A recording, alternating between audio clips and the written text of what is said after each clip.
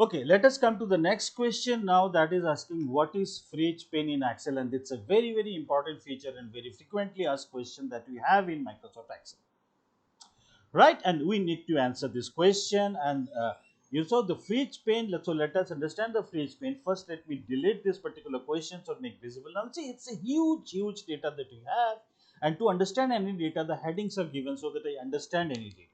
So if I look at the area data, I understand this is an area code. I click on, I detach price, everything.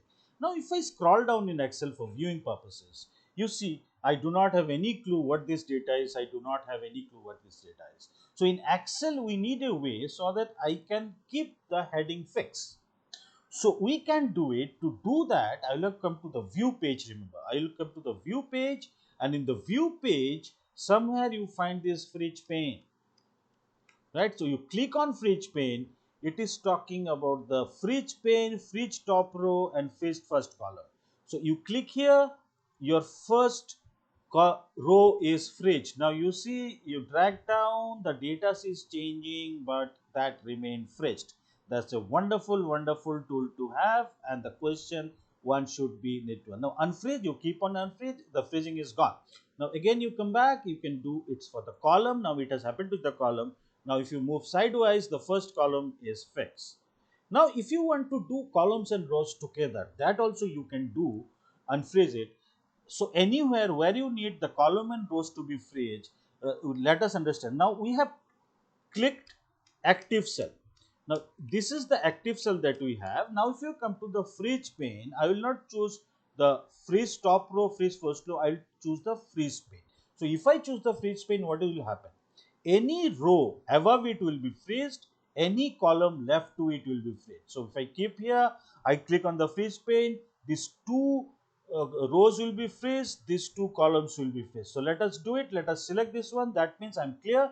Any row above this will be freezed, and any column left of this will be freezed. I come back to the freeze pane again. I click on freeze pane, not top row column. Now see, it has freezed both ways. Now if I move top, it has been freezed. If I move sideways, it has been freed. Again, a beautiful tool. Do remember this one. You will face this question. You can take it from now. Now explain autofill. Can you create your own list to drop down? Two very important aspects. Now autofill is something Excel gives you. So if I can give Excel a sequence like this 1 and 2, and I select both, I click the cursor, it becomes cross, I down it, so it gives me the sequence that we all know. Again, if I type January here, right, only January I type and I drag it down, it January, February, December X. If I type Monday and I drag it down, I can do it sideways also, right? This can be done.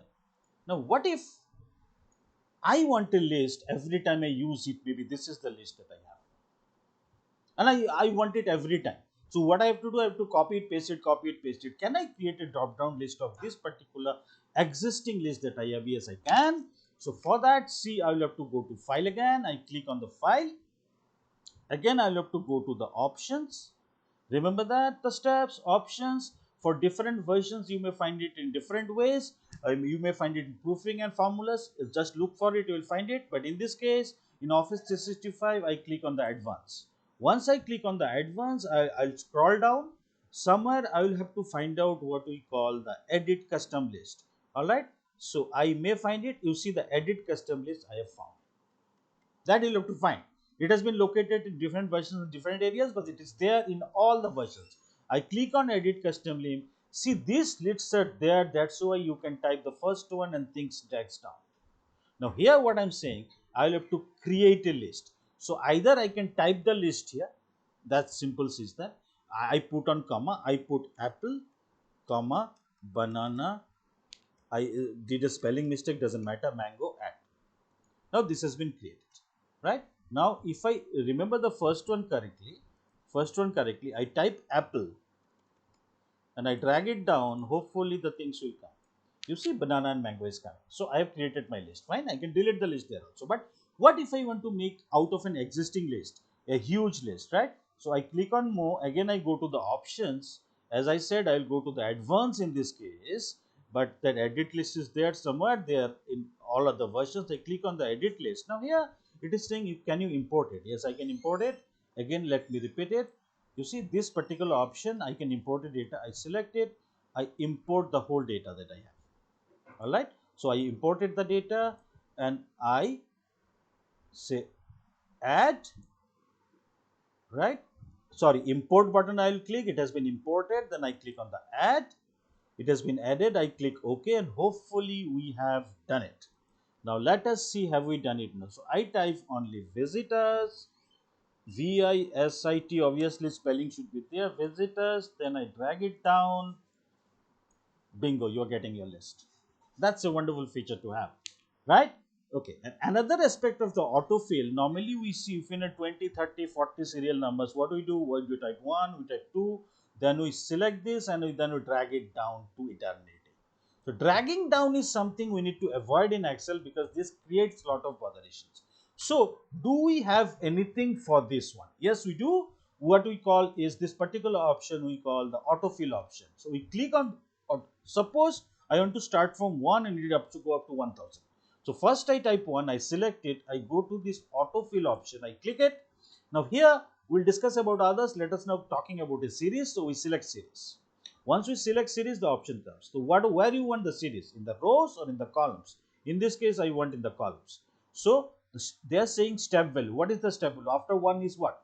So if after 1 is 2, I will put step value as 2. So the all odd numbers. But here I need step value is 1 and I give the stop value as 1000. Alright, I click OK. You see the list has been created. A huge list up to 1000. I need not drag it down. So these are some important features that we have. Let us move on. Explain data validation. Again, a very important tool, data validation. We can restrict users from you are entering some data that I do not want. All right. So let us see how it goes. For that, I will go to the data validation. Click on data validation. Somewhere you will find the option called data validation. So I click on data validation. I click on data validation again. Now it is asking me any value. I say in this particular cell whole number, I say you can enter between 10 and 100 only. That's the restriction I have done. I can give you a message also, that is enter between 10 and 100. That message they will get, and I can give an alert also, warning alert, and I click OK. Okay, now whenever you come to this particular cell, see this thing has come. You can enter between. So if I enter 23, no issues are there. If I enter 99, no issues are there. But if I want, maybe I try to want 2, it will give me an error message. All right. So you can say yes, you can accept it, or if you give a message of 101, again it will show an error message. Now if you say no, it will not, you can re-enter it or you can accept it. But that is one validation point that you can do. If you cancel it, all the options are there. Another thing that data validation does is it creates a drop down list. That's the most interesting part. So again, I come back to the data. I've selected this one. This case, I am not choosing any options. What I am choosing is a list. And once I choose a list, I can type again apple, then I put copper, I can type banana, I can type mango. Now I click OK. Now a drop down list has been created in this case. I click here, I can choose from any, and a very useful feature that we have in the validation. Now let us come to this. How many data formats are available in Excel? Now that is an interesting factor that where I'll conclude. If you right click, and if you go to the format cell, all right, you see the formats, the general, the number, the currency, the accountancy, the date and the time, the percentage, fraction, scientific, text, special, custom. One thing that we need to understand, that that question also will be asked, Excel primarily categorize data into text and data of all forms, and whenever I enter it, Excel understands it and reads it, and that's where we need to understand. So right, suppose I write a number, right? By default, it will be left aligned. Please see this. I enter any number.